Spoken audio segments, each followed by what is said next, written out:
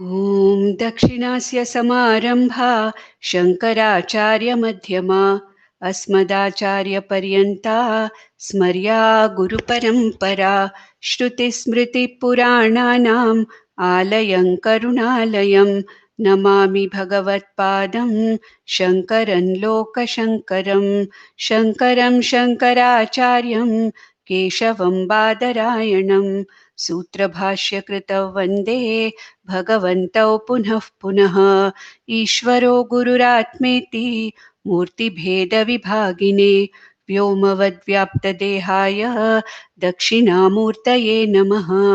परिज्ञानाश्रम श्रीगुरुशङ्कर परिज्ञानाश्रम शङ्कर सद्गुरु केशववामन कृष्णपाण्डुरङ्ग आनन्द परिज्ञान गुरु सद्यो जात शङ्कर सद्गुरु गुरुर्ब्रह्मा गुरुर्विष्णु गुरुर्देवो महेश्वरः गुरुः साक्षात् परब्रह्म तस्मै श्रीगुरवे नमः। ॐ सहनाववतु सहनौ भुनक्तु सह वीर्यङ्करवावहै तेजस्विनावधीतमस्तु मा विद्विषावहै। ॐ शान्ति शान्ति शान्तिः।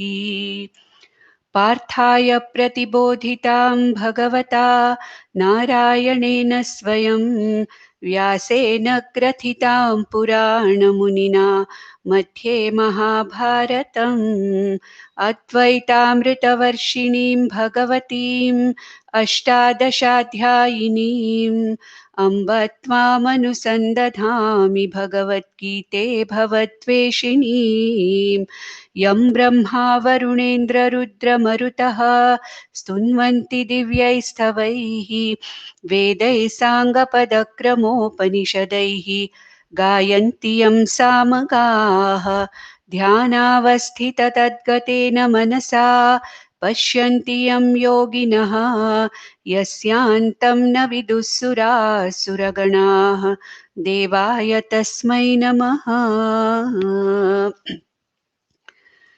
We are now in the 13th verse of chapter 4. We'll just read this verse now.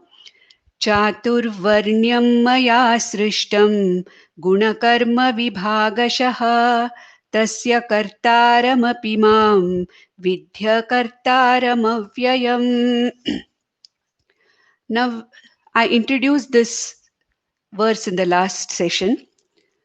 Krishna told in the 9th verse that, Hey Arjuna, my janma, my karma are very, very special. They are divine and they are extraordinary. And a person who understands me, understands my avatara as that which has appeared for a particular purpose at a particular time, but I am not that particular name and form in which I have appeared, but that very ajam, avyayam, atma, consciousness I am. When that is understood, then such a person does not come back again in this cycle of birth and death. And then he went on talking about how people reach out to Ishvara in various forms, in the form of various worshipping various deities, connecting to various deities. And ultimately, Krishna said that in those very forms I bless them. And the reason why I have created this Varnashrama system, he says, I have created, he says, Maya Srishtam. As Ishvara, Krishna is talking, that which has come in the Vedas as a Vedic lifestyle, which has been prescribed in the Vedas, which has come from very Ishvara itself or himself at the time of creation. A particular sociological or a system in the society was formed in the form of Varna Ashrama Dharma.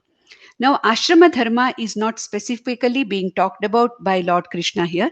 He is talking about the Varna Dharma. What is the meaning of Varna Dharma? I think I introduced it last time. It does not mean caste system at all.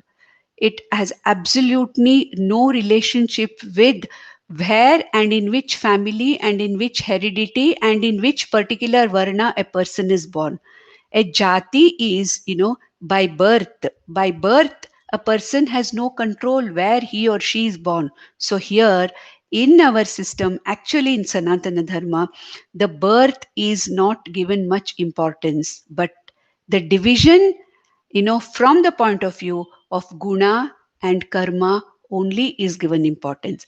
Jati or the birth, either in a Brahmana Kula or a Kshatriya Kula or Vaishya or Shudra Kula, has really no importance at all. But by guna and by karma, are you a Brahmana? Are you a Kshatriya? What are you? That is what is going to be told here. Gunashaha, karmashaha, vibhagaha, he says. Now, let us see what is this Gunashaha Vibhagaha. As we are all the jivas, all of us human beings, are the products of Maya. We are the products of Prakriti. And we all know that Maya or Prakriti is Trigunatmika. Trigunatmika means Maya is endowed with three gunas, and any product of Maya is also going to be Trigunatmika. That means each of us, each of the living beings have a certain svabhava, a certain character, or what is called as a certain inclination. And this svabhava or character or inclination depends upon how the three gunas are actually present in a particular jiva. Now we are talking about human beings here. So let us talk about how in each human being, how these three gunas, how they can be arranged, and what would be the predominance of a certain guna which gives rise to a certain varna. Now it is said that sattva rajas tamas, sattvaha rajaha tamo gunas, being the very nature of Maya, all of us have all the three gunas. But what matters is how they are arranged, in what proportion they are there in each individual. That is what makes a particular person's personality or a character. Now, according to Krishna and according to what we have seen, there can be only four gunas, there can be only four divisions based on these three gunas. Now what are these four divisions? Now, when sattva is predominant, followed by rajas, and lastly tamas, this particular setup or this particular arrangement of gunas is called as a gunashaha brahmana, guna brahmana. So all the people who have this kind of a predisposition, this kind of a character or a svabhava, are grouped into what are called as brahmanas. So brahmana is not a jati brahmana or by birth, but by the predominance of sattva followed by rajas and then tamas. This kind of an arrangement of the three gunas makes an individual human being a brahmana. Now, what is the importance of this particular setup, of this particular pattern of the three gunas? This pattern makes a person's mind very, very sattvic, subtle, alert. He's capable of thinking, vichara, study, remembering, teaching. So, this kind of a character or this kind of an arrangement of gunas helps a person in more of the karmas associated with learning and teaching. This is the predominance of gunas which makes a person capable of learning, teaching. So, what could be the karma of such a guna brahmana? By guna, we meant sattva, rajas, tamas is a guna brahmana. And for such a person, the ideal karmas would be adhyayanam, adhyapanam, learning, teaching, because he's good at it. Because this sattva pradhana intellect is capable of making this person learn, especially Vedas, remember them, and also teach. So they are the ideal, gunas or the ideal varna to learn and teach. Yajanam, yajanam. Those who can perform all those rituals which have been given in the Veda Purva, and also officiate as priests when other people are performing these yajnas or rituals, fire rituals, or those rituals, karmas which are prescribed in the Vedas. So, adhyayanam, adhyapanam, yajanam, yajanam. This is the karma or the occupation fit for such a person. Say scientists, teachers, thinkers, philosophers, all these belong to this particular Guna Brahmana. They may be born in any caste. By birth, they may be Brahmanas or any other caste. That doesn't matter. Here, our Sanatana Dharma does not give any importance to the birth as such. And the Guna Vibhagashaha. Then, next one is, according to these gunas, we have the next pattern of the arrangement of the gunas. That is Rajoguna Pradhana, followed by Sattvaguna, and then Tamoguna. And these are called as the Kshatriyas by Varna. Guna Vibhagashaha, these are Kshatriyas. Why? They have that Rajoguna which makes them active, which makes them go after something, which gives them that capacity to protect, fight. So, soldiers, kings, Kshatriyas, they are the ones who have this Rajoguna predominance. At the same time, they are backed by Sattva. Rajoguna, then Sattvaguna, then Tamoguna. And therefore, as this Rajoguna is backed by Sattva, whatever actions they do in the form of protecting the society, they are doing it dharmically because they are not followed by Tamoguna, they are followed by Sattvaguna, which makes this Kshatriya Varna follow whatever they are doing with reference to dharma. This is Kshatriya Varna, Gunashaha. And Kshatriya Gunas are, soldiers, army people, those who want to protect the society. And the Kshatriyas are the ones who protect the not only the community, not only the Raja, but they protect the Dharma also. They protect Brahmanas. They protect our Vedas also. That is one of the important functions of a good Kshatriya, where Dharma and our scriptures and those who follow them, those who propagate the scriptures, the Brahmana Varna, they are protected. So this is the Kshatriya, Gunashaha and Karmashaha. Third one, we have Gunashaha Vaishyas. Vaishyas means commerce. See, just having somebody who can, learn and teach and somebody who protects the whole society, that is not sufficient. There should be some group which generates income, where there is commerce, there is vyavahara. Okay. But here, it's a system to run the society. Therefore, these Vaishyas, they have Rajoguna Pradhana, they are. But like in Kshatriyas, the Rajoguna is not followed by Sattvaguna. It is followed by Tamoguna, and Rajas comes last. So Sattva comes last. Rajas, Tamaha and Sattva. That means what is happening here is this person is capable of generating income. This person or this guna is this particular varna is capable of taking across the growth, material growth of the society. But there is a lot of selfishness involved in it, and sometimes the Guna Vaishyas may not be very, very dharmic in the way they carry on this particular karma that they are doing. Then the last one is, and of course the Vaishyas, it's supposed to be according to our Shastras, it is Krishi, Gopalanam, those who have dairies, those who protect the animals, and those who are do agriculture and business. All these are called as the Vaishya Pravritti or the Vaishya Karmas, and these are the professions fit enough for them which involve any of these things.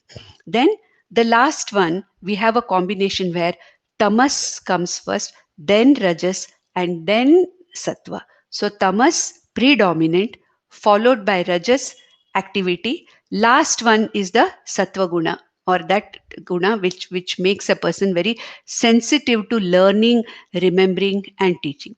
Now here, the Guna Shudras, they are basically, this particular tendency or this particular characteristic in a person makes this person very, very lazy.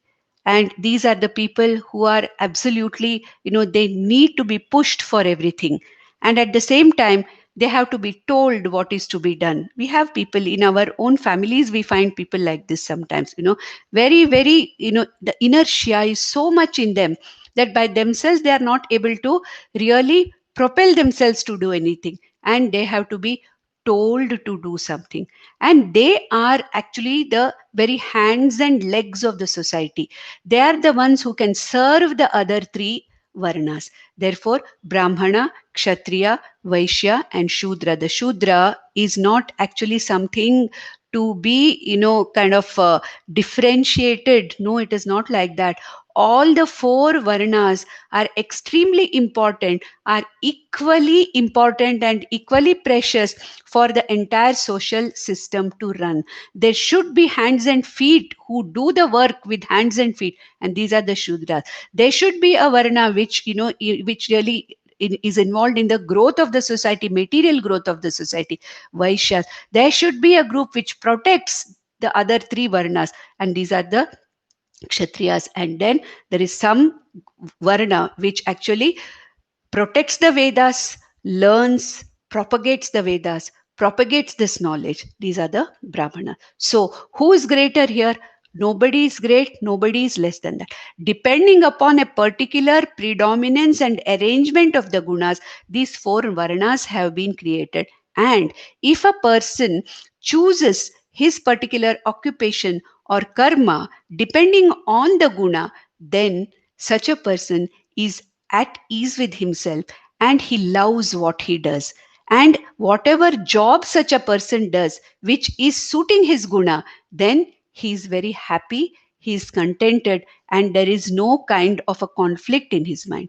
But if a guna brahmana has to forcibly do, the karma of a kshatriya or the karma of a vaishya, the person may be very, very unhappy. And in today's world, that is what is happening. Because of impossibility to choose the karma depending upon one's guna, we find many people who are guna brahmanas have become karma shudras or karma vaishyas. Those who are guna shudras are doing the karma of brahmana, which they are really not fit for, in the sense they don't have the capacity to do that. Like a guna brahmana will be a failure as a vaishya or a shudra, whereas a guna shudra will be a failure as a kshatriya or a brahmana. So the karma, if it goes along with the guna, then such a combination makes a person and the society a very, very healthy society. So gunashaha and karmashaha, this particular vibhaga has been made, and this is told even in the Purusha Sukta. In Purusha Sukta, actually Bhagavan Ishvara Parameshwara says that all these four people like the parts of my body. Purusha Sukta says that the Brahmanas are in my mouth or in my head, whereas the Bahus are Kshatriyas. The Urus, that means, the thighs or, the thigh bones which support the entire body are Vaishyas, and the feet are the Shudras. So that means, is head more important than the others? No. We may have a head, but if we don't have the others, then there's no point. All these four are equally important for the functioning of a person. Similarly, for the functioning of a society, as Purusha Sukta says, all these four varnas are of equal importance. And this person may be born in any jati. There is no inferiority or superiority as far as the jati is concerned, because every one of them by guna or by karma belongs to a particular varna or the other. And if we look at ourselves in this angle, guna vibhagashaha, karma vibhagashaha, who am I, what am I? The advantage here is that there is a scope for improvement. If I understand that I am a guna shudra, I may be born in a jati as a jati brahmana, but if I'm a person who's very, very lazy, having a lot of inertia, and not having any inclination for study of Vedas or anything, but here still our Vedas say, Sanatana Dharma says that it is only here that a person has a free will and a choice to improve himself, and from a guna shudra one can slowly come up to the level of guna brahmana, and even a guna shudra is accessible to Vedas. Even he is fit to receive Vedas, but then he has to make a change in his personality in such a way that he has to rise from a Guna Shudra to a Guna Vaishya to a guna kshatriya to a guna brahmana. And when a person is a guna brahmana, such a person, when exposed to the shastras, is able to get the maximum benefit out of these shastras. So the advantage of this guna vibhagashaha varna system is that we have a free will and we have the possibility of improving ourselves and making our gunas, refine ourselves in such a way that if I am a guna shudra, I have a chance to become a guna brahmana. How does it happen? This is by way of karma yoga and upasana yoga. Now, if a person who is very, very inactive, very, very dull, he does not do anything, such a person first has to be made active. He has to be made to do things. Therefore, karma yoga or doing karma is the best way of beating tamas and going up to the rajo pradhana guna. And then a rajo pradhana person who's all the time active, mind is active, body is active, he can't sit in one particular place, lot of vikshepa is there in his mind. Such a person goes through the upasana yoga where the chitta chanchalyam is reduced, chitta naischalyam is brought about, and such a person can climb up to the ladder and become a guna brahmana, and then jnana yoga helps him. So karma yoga is to convert a guna shudra to a guna vaishya and guna kshatriya, and then upasana yoga is to convert a person further to a guna brahmana. Jnana yoga is meant for this guna brahmana to become gunatita, go beyond the three gunas and consider or look at himself as nothing but gunatita atma ahamasmi. This gunatita, that is three gunas, beyond these three gunas, whatever. No, nistraya gunyo bhavarjuna. We saw that. Krishna has already told that in the third, chapter. He said that Traigunya Vishaya Vedaha. The Vedas themselves are catering to all these four varnas, and it is the Vedas, the Veda Purvas, are prescribing certain karmas which are meant for people with certain predominance of certain gunas. But Arjuna, ultimately, nistray gunyo bhava. You have to go beyond these three gunas and you have to become gunatita. That can happen only when you are a guna brahmana, and jnana yoga converts you from a sattva guna pradhana guna brahmana to gunatita atmasvarupa. Sthita prajna. That is the sthita prajna. And then here he says, Krishna says, Gunakarma vibhagashaha chaturvarnyam maya srishtam. As Parameshwara, I created that. But may you understand, Arjuna, my karma is so exalted, it is so divine that tasya kartaram api mam, even though I am the creator of chaturvarnya system of maintaining the society in a certain system. It's a system to maintain the health of the society and the health of the entire cosmos, where there is a congenial, cooperative living between the individuals of a society based on this guna and karma vibhagaha division, not as a caste division. In such a person, in such a system, though I have been the creator of such a system, vidhi akartaram avyayam. Arjuna, I am really speaking not the creator of this at all. Why am I not the creator of this system? Because though I have created this system, actually ajaha avyaya atma ahamasmi. He said in the sixth verse, ajopi san avyayatma. I am that avyaya ajaha atma. And whatever I am doing here, this karma is only a leela, an activity which has to be done by the form which I have taken for a particular purpose. Paritranaya sadhunam, vinachaya shadushkritam, dharma samsthapanarthaya, chaturvarnyam maya srishtam. So all these are a part of the karmas that my avatara or my manifestation has to do, but I am not the karta. The karma is happening as a part of the manifesto of this particular avatara. As Krishna avatara, this is my manifestation and this is my manifesto. This is my agenda as to why I, Ishvara, have taken up this body and to establish a system which has come from the time immemorial at the time of creation itself, which has come in the Vedas. And I am the creator of this as Ishvara. But may you understand that it is only the karma of this manifestation. It is not my karma. I am not the karta. Vidhi kartaram avyayam. That's what he told in the 9th verse also. May you understand that these karmas are divya, but who am I?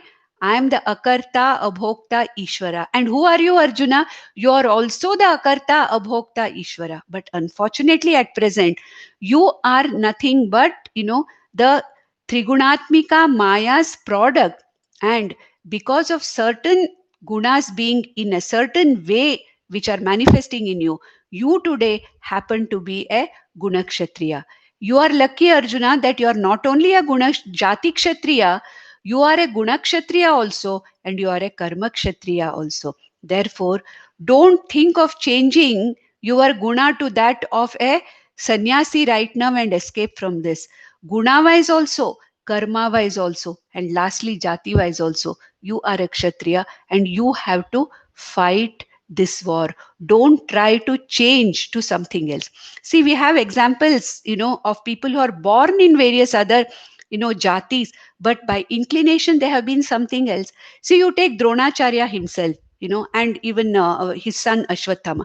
They are Brahmanas actually, but then what was the pravritti of Dronacharya and Ashwathama? They were more of guna kshatriyas, though they were jati brahmanas, and they took to karma of fighting the war. A teacher is not supposed to fight the war or take part in the war, but Dronacharya and his son Ashwathama were not only guna kshatriyas, they were karma kshatriyas also, though they were jati brahmanas. Take the example of Vishwamitra, the sage Vishwamitra. He was a jati kshatriya. He was born in a kshatriya kula. He was a king. But ultimately, what happened? His inclination, his character, his swabhava was that of a guna brahmana. And therefore, he could sit in meditation for hundreds and thousands of years, and he is the very drishtara of our precious Gayatri mantra today. From whom did it come? Which was that rishi who received this Gayatri mantra from Parabrahma? It is nothing but our Vishwamitra. Therefore, we have here that jati, you may be born, you are helpless, you cannot choose your jati. But definitely, if you understand your guna vibhaga, you have a choice of choosing the karma that is suitable to you.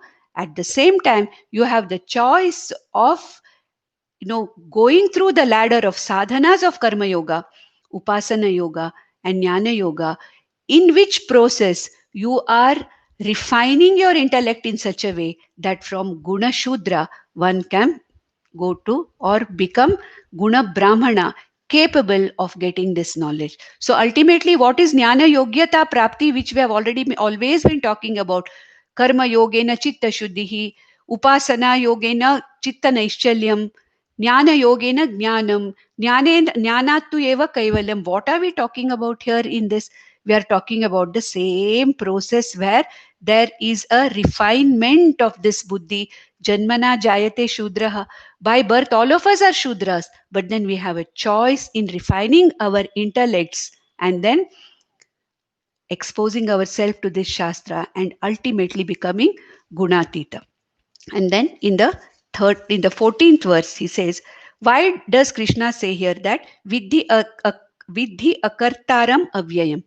May you know, Arjuna, though I have created this system, it is as good as it is not created by me, because I am not the karta.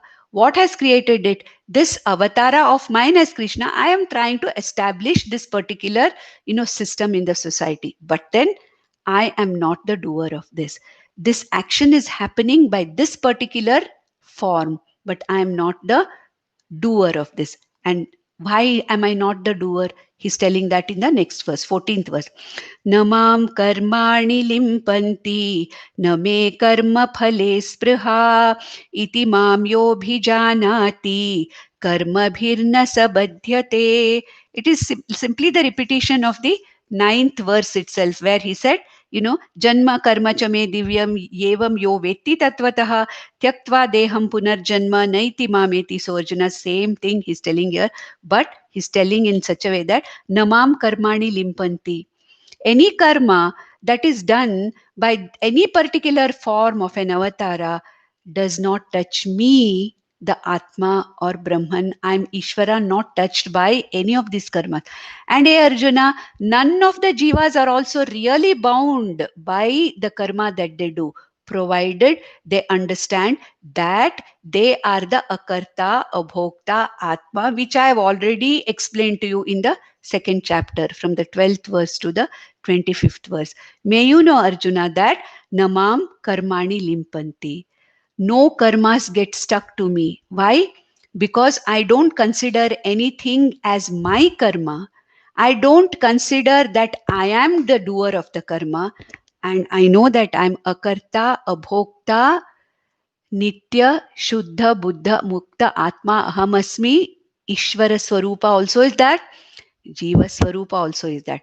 I know that, but you do not know that. You still think, you means what? In the form of Arjuna, all of us. All of us still think that this is my job.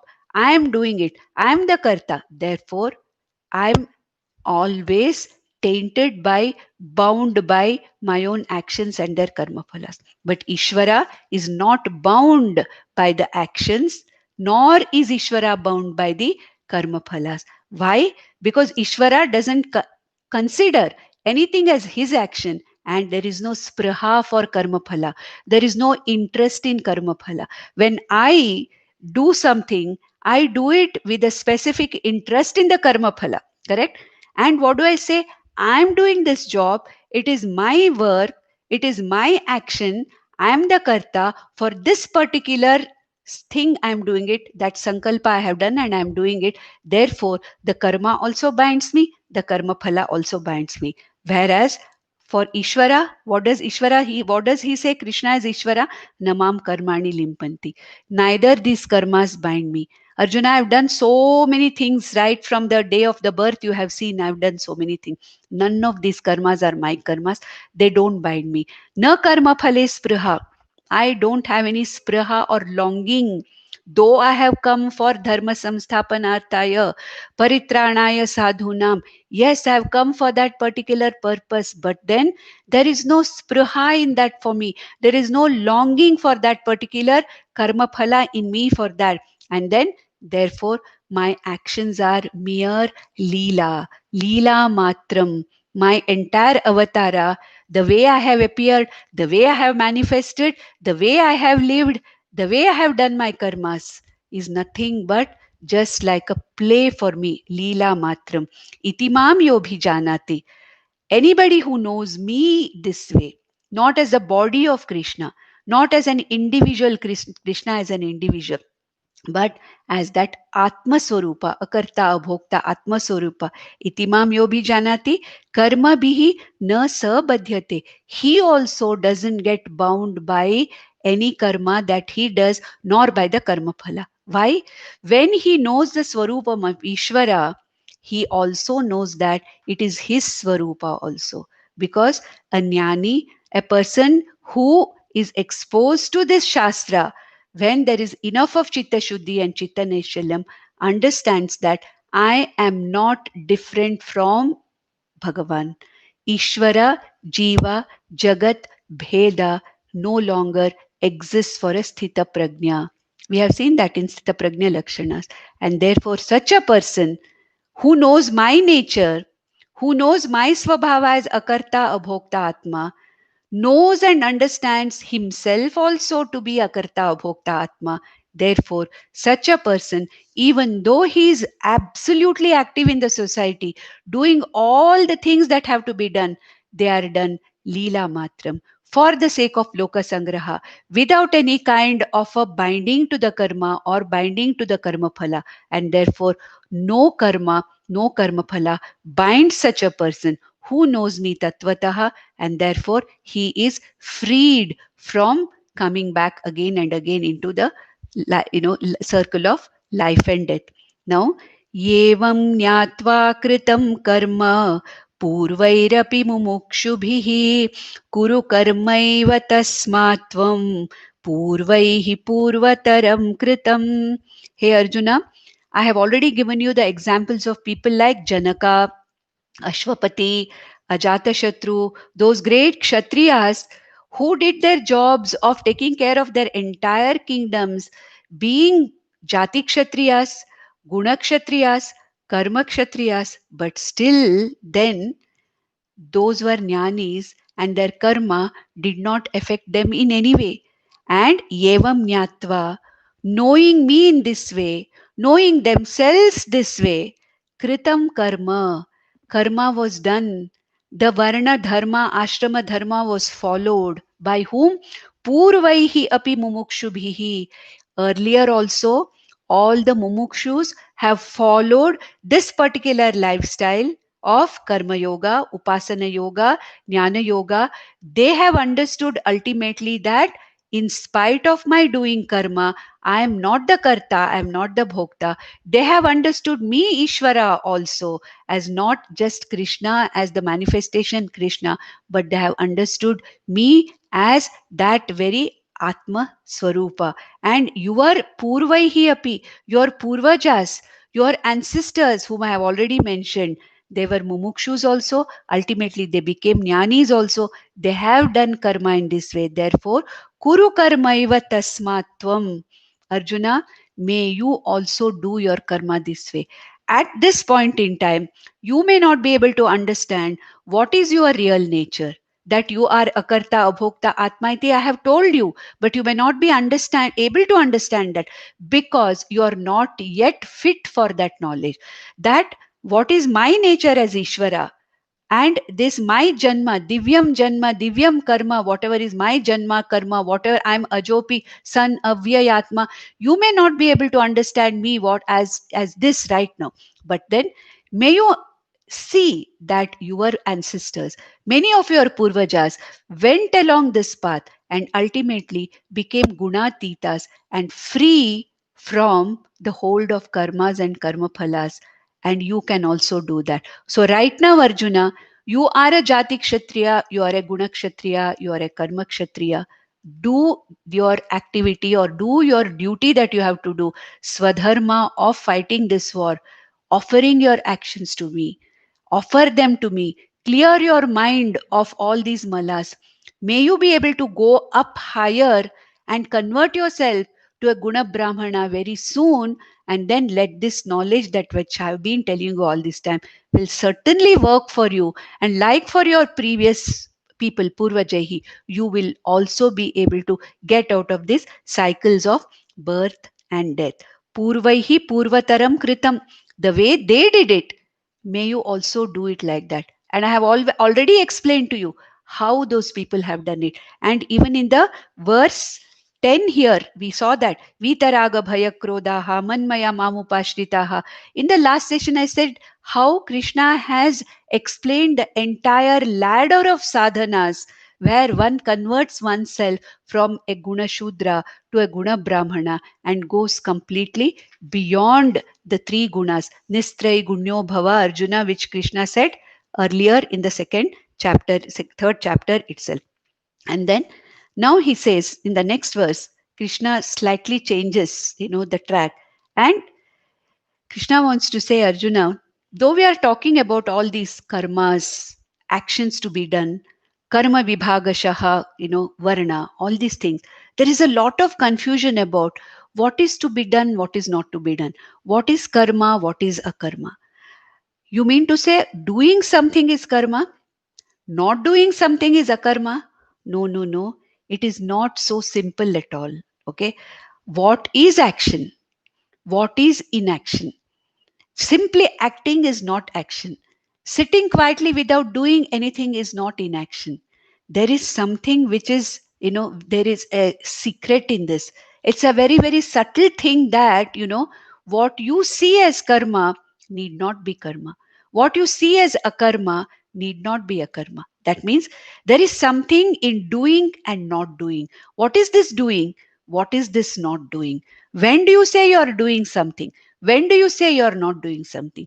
While being extremely busy, doing something, you can still be not doing anything. You may be absolutely sitting very, very lazily, not doing anything. Still, you may be doing so many things. So, what is the secret of action? What is the secret of non action? If you know this, then you are really going to understand what I mean by akartrutvam and abhoktritvam. Now, this 16th verse is a seed verse for the most important verse of this chapter and entire Bhagavad Gita. That is the 18th verse of this chapter. Karmani akarmayah pashet. That, of course, it's going to come later. But these two verses, 16th and 17th verses, are the seed, shlokas, or the seed verses for the most important teaching that is going to happen from the 18th verse up till the 24th verse. So now in the 16th verse he says, Kim karma kim karmeti kavayopyatra mohitaha tatte karma pravakshyami yajnatva mokshyase shubhat. It says, Kim karma, what is action? Kim akarma, what is inaction? Iti, in this regard, kavayaha api atra mohitaha. Kavayaha means Kavaya. Kavi here does not mean a poet. Kavi means intelligent people, scholars, okay? People who are able to see very clearly, understand very clearly. They may be even Veda Purva Jnanis, okay? They may be scholars in various other, systems of philosophy. Sankhya may be yoga or Nyaya, Vaishekya, whatever. They may be scholars in various other Astika dharmas also, various other philosophies also. But then, even these people, even such highly scholarly people, also have got a confusion about what is karma, what is akarma, what is action, what is non action, what is inaction. People are confused. Even scholars are confused about it. Tat te karma pravakshami. Now, Arjuna, I am going to tell you what is action, what is inaction, what is the tattva of action, what is the tattva of inaction. Does action means constantly doing something?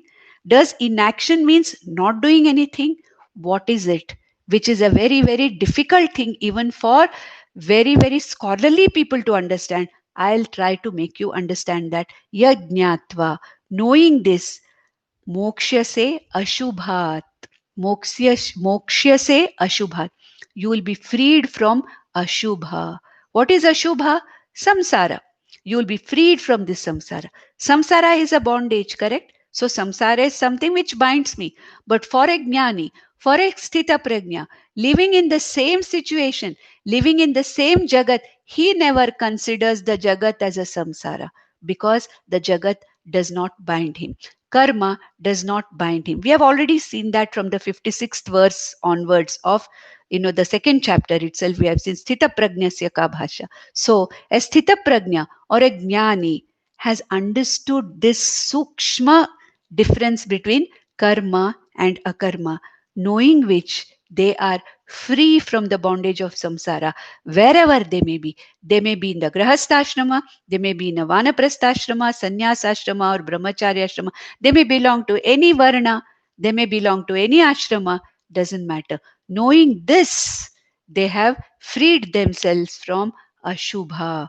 Moksha se ashubhat yat jnatva. Knowing what is karma and what is akarma. I am going to tell you that. In the 17th verse, the same thing is explained. He says, Karmano hyapi bodhavyam, bodhavyam cha vikarmanaha, akarmanascha bodhavyam, gahana karmano gatihi. Arjuna, I am going to tell you about the very tattva. Tattva means what? The very saram or the very meaning or the very truth of what karma is. Okay? The truth of what karma is. Karmano hyapi bodhavyam. Bodhavyam cha vikarmanaha. I am going to talk to you about something which is neither action nor inaction. Vikarmanaha, something which is done in a very different way. Akarmanascha bodhavyam. What is akarma? That also I am going to tell you.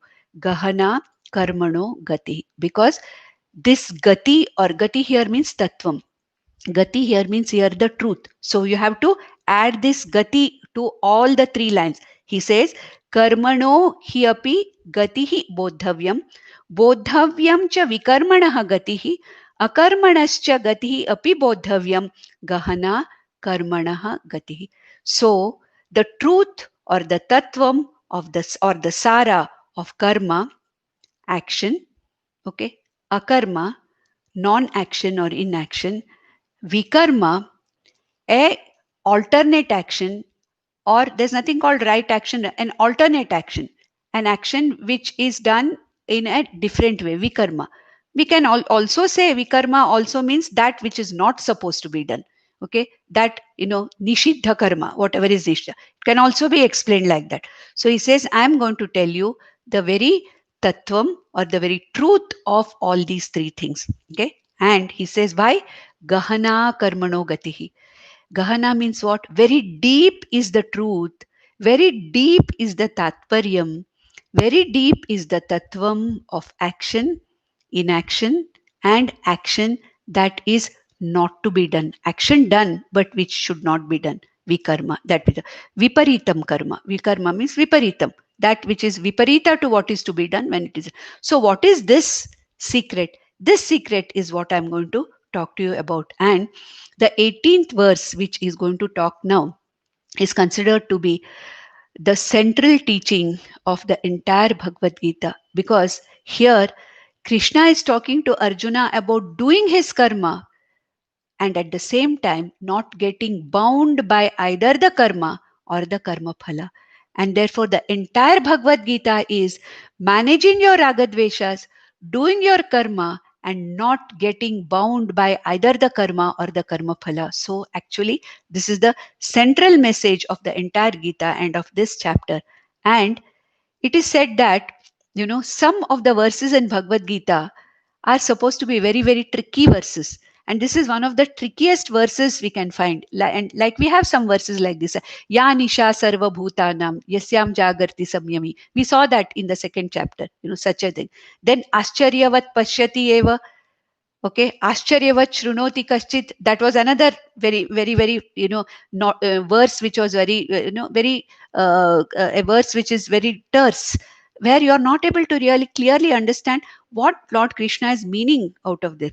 And this karmani akarma pashet also is one of such very, very naughty verses, or one of such verses which can be confused in such a way that it can be totally misunderstood, and which has always been misunderstood. It's only because the grace of Bhagwan Acharya Shankara, people like that, who have made it so clear to us in their bhashyas, that today we are able to understand really the real purpose, the real purport of why Krishna has said or done the upadesha of this verse, this kind of a shloka to Arjuna.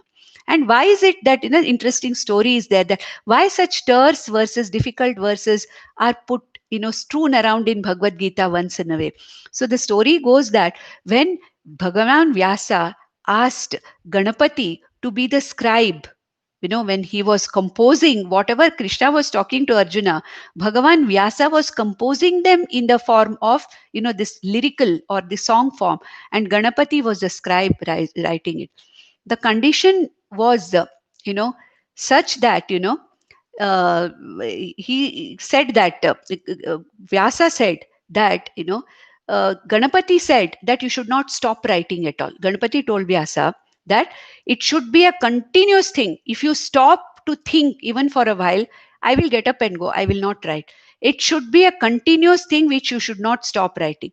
Now Vyasa felt, okay, Vyasa is after all avatara of, Narayana, Keshava. But then, even then, Vyasa thought for a while. Now, sometimes he may require some time to put his thoughts together. As Bhagwan Maharishi Vyasa also, he will require some time. So he told Ganesha, Ganapati, who was writing, who was the scribe, he told Ganapati, all right, but my condition is that every verse that I dictate, which you are writing, you should write it knowing the meaning of it. Otherwise, you will misinterpret it. You may write something else only. I have told something. So you should fully understand what I have been telling. What is the full implication of what is being told? Then only you have to write it. And it is said that Bhagavan Vyasa had to invent a few verses like this, like Yanisha Sarvabhutanam, Ascharyavat Pashyati, and this Karmanya Karmaya Pashyat, so that, Ganapati had to think for a while writing, and that gave Vyasa enough time to compose another 100 verses, to have enough of stock to write. So this is the story that goes. It's an interesting anecdote, that's what is said. So now in the 18th verse, Krishna says, Karmanya karmayah pashyet अकर्मणि च कर्म यः स बुद्धिमान् मनुष्येषु स युक्तः कृत्स्न कर्म कृत्. Now, if you really read the Vachyartha of this, that means word by word meaning, if you try to understand this verse does not make any sense at all. Okay. What does it say? Karmani akarma yaha pashyet. The one who sees inaction in action, akarmani cha karma yaha. The one who sees action in inaction, sa buddhiman manusheshu. Such a person is an intelligent person. Sa yuktaha kritsna karma krit. Such is a person who's yuktaha, who's a buddhiman, and such is who has understood this is a person who's a jnani, who for him whatever has to be done, kritsna karma krit. Whatever has to be done has been done by such a person. He is a jnani. He is a wise person. Okay, that's what he's saying here. Now this becomes very difficult for you to say. How can, when you say, when you see, don't see karma as karma, and when you see karma as akarma, you are wise. When you see akarma in karma, you are wise. How can it be? When you see something as something, then you are wise, isn't it? When you see something as something else, how can you be wise? No, we are all unwise. We are all, people who are ajnanis, because we are seeing something as something else naturally. See, right now, our ajnanam is what? I am the Atma. But, I'm not seeing myself as the Atma. I'm seeing myself as the body, mind, sense complex. Okay. And the body, mind, sense complex has become such an integral part of me. I see that as Atma. This Anyonya Tadatmyam is there. This kind of an Adhyasa is there. Then, if that is Ajnani's sign, seeing something as something else, though I am the Atma Swarupa, I see myself as a Jiva.